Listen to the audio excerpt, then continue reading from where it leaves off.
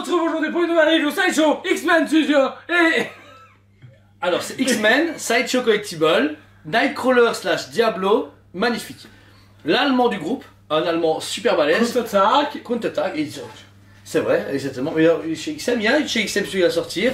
Mais la première, j'aime bien la Sideshow. La Sideshow a tout ce qu'il faut, comme la Aurora, comme Jean Grey, comme Wolverine, dynamique, fantastique. Waouh, franchement, une pièce magnifique. C'est un perso que j'aime beaucoup, moi, personnellement. J'espérais juste un Colossus qui est à côté. Parce que Colossus c'est son meilleur ami. J'aurais vu le Colossus qui est en train de charger, tu vois. T'as vu que ça allait arriver, c'est ça? Non. Je vais enchaîner. Vas-y. Pour moi, Sideshow a en fait tout compris de ce qu'il devait faire de la gamme X-Men à l'heure actuelle. Des morceaux de Sentinelle, c'est ce qu'ils doivent faire. Ouais, c'est vrai. Mais ce qui est vraiment cool, c'est avoir des morceaux distinct. Ça veut dire que t'as la main, une tête, le bras, la jambe. Parce que théoriquement, celle-là, elle va avec le fameux Wolverine qui est dans une main de Sentinelle, théoriquement. Ah, c'est vrai. Mais pas Jean Grey. Aurora, elle va partout. C'est vrai que c'est encore chiant chez X-Men, ils savent pas. Mais tout à l'échelle, donc vous pouvez mélanger n'importe quel X-Men avec n'importe quel autre, ou un Diablo One Shot pour aller avec un Silver Surfer, un Thor, un Marin. Enfin, il n'y a aucun problème. Commençons par le visage. Un visage parfait. Digne des comics. Franchement, on a l'expression calme et concentré qu'on a de Diablo. Il est même pas en train d'être agressif. C'est ça qui est cool. Il a justement une tête concentrée et fidèle aux comics d'un point de vue morphologie, un peu démon. J'aime beaucoup le grain de la peau. Ils ont un bleu d'abord clair et puis refoncé sur le côté, avec tous les creux de sa peau sont foncés. Ses oreilles en pointe forcément. Ses cheveux, bah, hyper cool parce qu'on a que des mèches de cheveux. C'est hyper beau, ouais. C'est une des plus belles chevelures que Sideshow a pu nous proposer. C'est vrai que récemment. C'est bête, mais je trouve que c'est à noter, le sculpteur a très bien bossé. Tu sais pas qui c'est? Pépé Larraz? Non, toujours pas. Dans ses mains, vous avez donc deux mains ouvertes. Notez que c'est un démon, donc il a que 3 doigts. C'est celui déjà réalisé, mais il y a une version exclue aussi Sideshow où il avait 2 épées en main. Ce fameux épéiste qu'il est, pirate et autres. Pas nécessaire. Dommage qu'on les ait pas. Mais par contre, s'ils avaient fait ça, ils auraient dû faire une tête avec le chapeau pirate. Là, c'était à fond. Par contre, j'aurais vu, si on a une version un peu plus complète, de la tête un peu plus agressive, genre avec les dents, comme il fait beaucoup dans les comics, ça aurait été peut-être juste mon reproche, mais là, comme il est en classique, il est déjà parfait. Le costume Joe. Très beau, digne des comics, encore une fois, je trouve qu'ils ont très bien géré. À noter qu'ils ont donné ce côté lumineux de la fumée verte, justement, de son apparition, sur le costume. Ouais, bah ouais, comme il se téléporte, c'est actuellement ça fait partie de lui, ouais, c'est que il y a ce côté se rappelle. Le costume a déjà des tas de couleurs et une musculature géniale, mais c'est vraiment à partir du bassin et du fessier qu'on remarque des touches de rose, mais c'est teinté dans la masse, ça qui est marrant. Ils n'ont pas fait après l'aérographe, on voit que c'était teinté dedans, c'est très important à noter, et du coup ces fameux pieds, encore une fois avec 3 orteils, sont blancs, cassés, roses, qui font rappel à cette fameuse téléportation, cette fumée mauve rose, qui englobe tout le socle. Et ça, elle est hyper bien gérée. J'avais ce côté chamallow que j'aimais pas chez Jean Grey, etc. Un peu moins. Là, parfait. On voit vraiment que il s'est même, on dirait même qu'il s'était porté 2 fois. Tu vois, il a fumé là, puis il a traversé la main. C'est très dynamique comme statut, c'est très vivant comme situation. Et tous les éléments sont aimantés forcément, faut juste faire attention en les plaçant. Mais ouais, c'est juste que malheureusement, durant la construction de la statue, on voit quand même pas mal les jointures. Mais après, ça se voit pas. Ça se mélange dans la masse. Ouais, mais ça se voit quand tu fais attention, mais quand tu glaces le doigt, tu fais même pas attention. Comme tu dis, ça se teint dans la masse. Ça, c'est cool.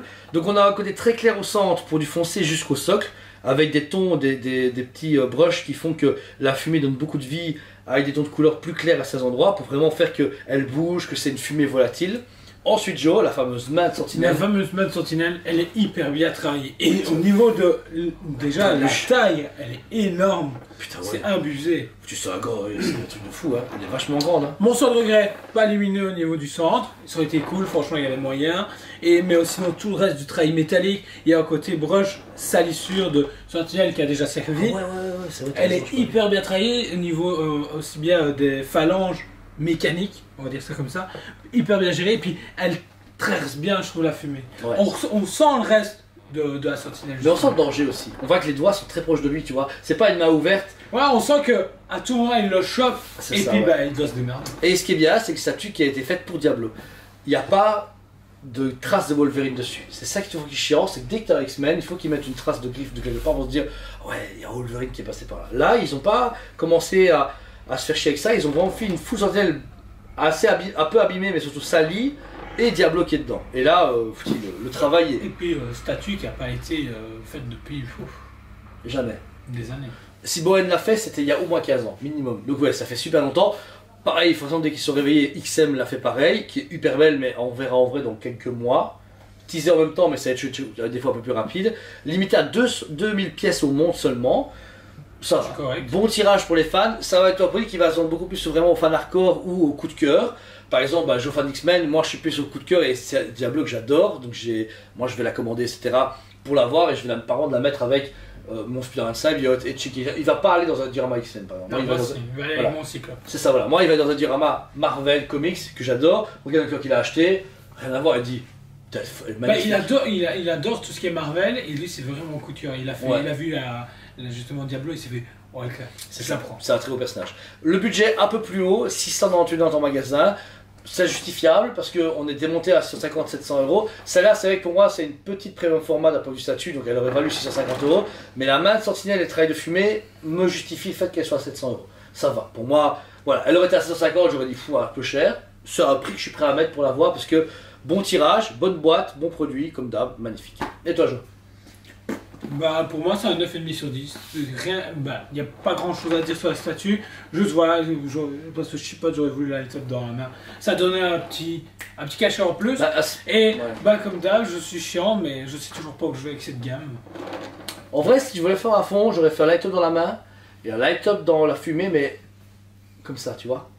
Pour faire vraiment que quand tu l'éteins, ça fait un effet de, pas de fumée, mais de, pas pulsation, mais ouverture, fermeture, un peu magique, parce que là, ça aurait été intéressant.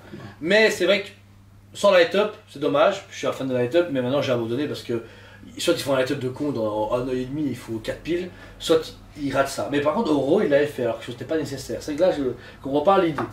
On verra bien. La pièce est dispo en stock en magasin sur le site de TheSpinner.be comme à chaque fois. Pièce limitée, pourquoi? Parce que les quantités de choses sont rétrécies depuis pas mal de temps, même prochainement beaucoup.